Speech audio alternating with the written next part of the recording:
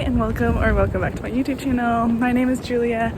I'm a first year here at Northeastern University, and today's video is talking to students about their housing experiences. First, you're going to hear from a student who's living in first year housing, and then a student in honors housing, student in second year on-campus apartment living, and a student who has lived in majority of Northeastern's housing options, including going through off-campus housing. As always, remember to subscribe, follow all my socials. I always post more on TikTok than I ever do on YouTube.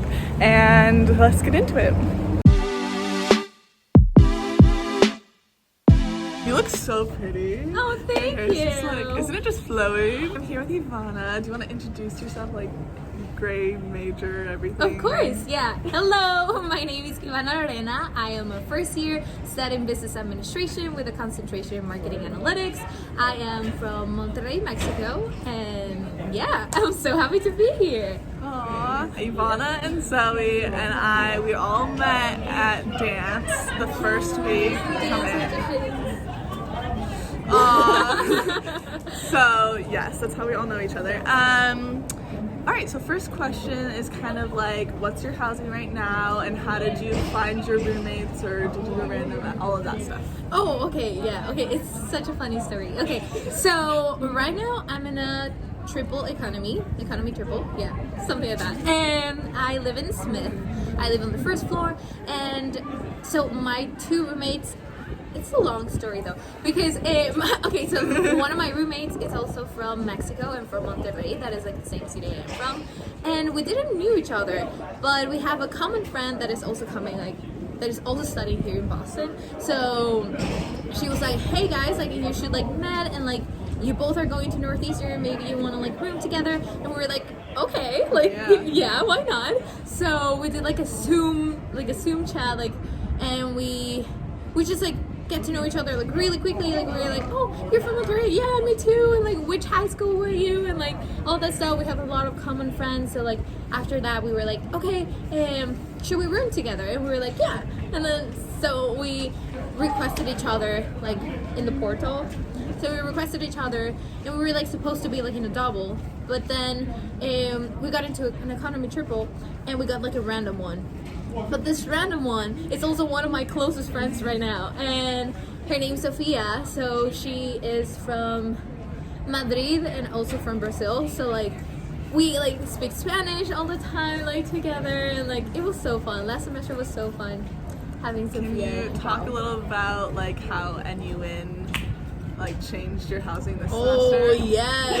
Okay, so oh wait, can I preface it first? Okay. Yeah. So I've talked about this in past videos, but NUN program is like a first semester abroad experience. So freshmen are admitted into it like I was, and so I was actually like in Boston, but typically on a normal year you'd go abroad and then you come back, and they put you into any like vacancies on campus. So Ivana, her third person, moved out after the first semester, and then you want to talk a little about yeah. So Paulina and I are still like together in the room, but like the third one, that was the random one, she's now living in an apartment with her brother in Boston, so that was like more convenient for her. And we were like, okay, so now we have like a vacant like space in the room, and we were like, okay, are we getting like someone else? And we were like, no, maybe not, like they haven't told us anything. We were like, okay, but then we got back and we got an NUN girl. She was coming from in Ireland, I think.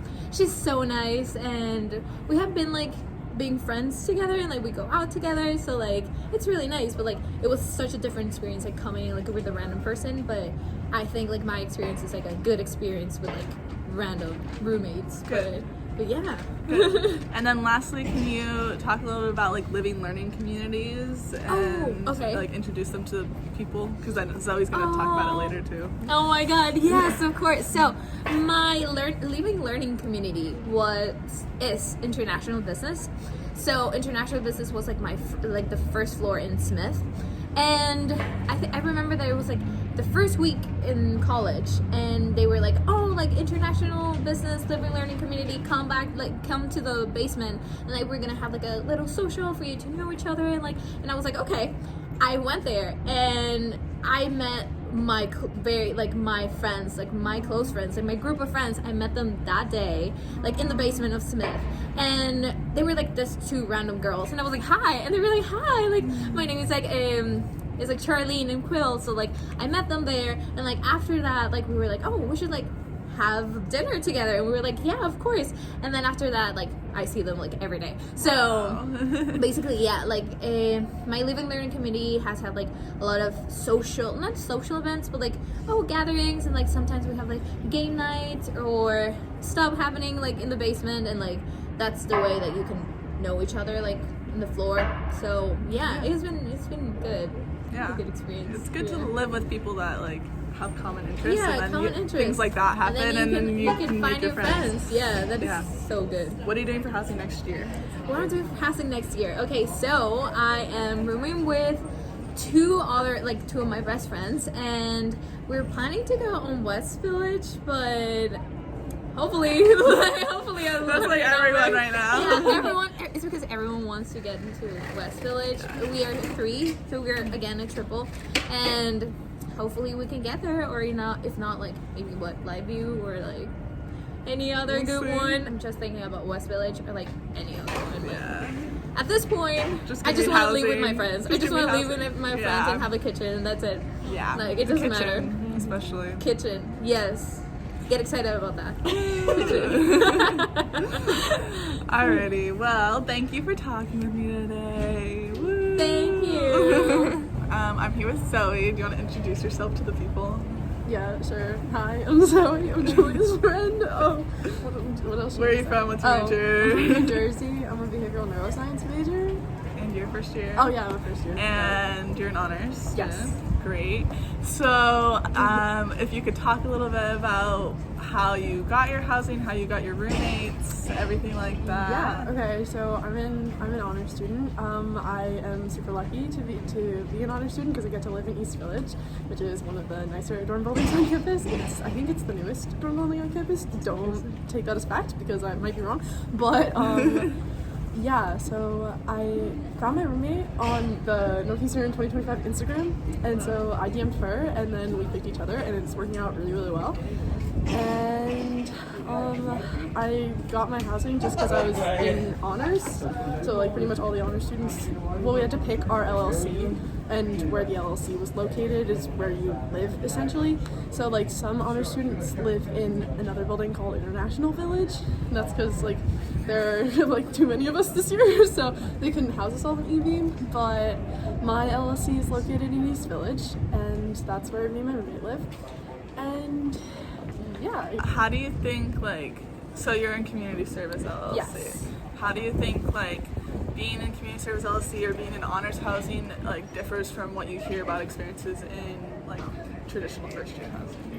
Honestly, a lot of the things I hear, well, like specifically my LLC, like, I don't really know how much community service we really do, you know, but like, we do some. When we have LLC events, they're usually community service centered, or they're centered around, like, benefiting the community in some way. Like, they recently did a LLC event where they made, like, blankets for homeless shelters. And then we did one LLC event where they gave us CPR training. So like, I guess our community events differ based on LLCs, but as far as like housing from like honors to like non-honors, I'm not sure if there's totally so much of a difference, rather than like the style of housing. Like all the honor students either live in doubles or triples, not doubles or triples, singles or doubles, but they're all suite style housing. And like most of the other like non-honors housing dorm buildings are usually just like traditional style dorms with a communal bathroom, but that's pretty much the biggest difference I can think of right now. So suite style is like when you have like 2 bedrooms and a bathroom. So there's like 2 bedrooms and like a bathroom, sort of like Jack and Jill style rooms essentially. I think the biggest difference in honors housing versus non-honors is like the suite style. I think there are, I'm not sure, but I think there are, like, I know non-honor students also live in International Village, and International Village is a suite style building. I don't really know for sure about the rest of the buildings, but I know that that's kind of one of the biggest differences, that all the honor students live in suite style buildings. What are you gonna do next year for your housing? Well, most second years live in apartments, like on campus, because we're still required to live on campus unless we get like a documents saying that we don't have to. But yeah, so there are 2 buildings that are honors. There are 2 apartment buildings that are honors priority, So my roommates, I have 4 suite mates, like me, myself, and 3 others, and we also have another friend who lives down the hall. So there's going to be 5 of us trying to live in one apartment. And there is one building that has 5-person apartments that is honors priority in West Village, which is a big apartment building complex on campus, and that's where we're going to try and live. So great. All right, well, thank you. Of course. Okay, so now I'm going to be talking about second year housing. So I'm here with my friend Jamie. She went to high school with me, and now we're both on Husky Ambassadors together. So do you want to talk a little about you and your major, and then a little bit about your housing situation right now? Yeah, so I'm a second year biochemistry student right now. I'm living at standard housing, so that basically means you have a living room, a kitchen. I live in a double, so we have 2 double rooms. We have 4 people in the apartment right now.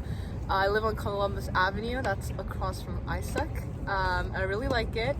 The building itself is fine. I think we made the right choice. When we were kind of bidding for the apartments, we had several options, and we were really looking into ones with AC.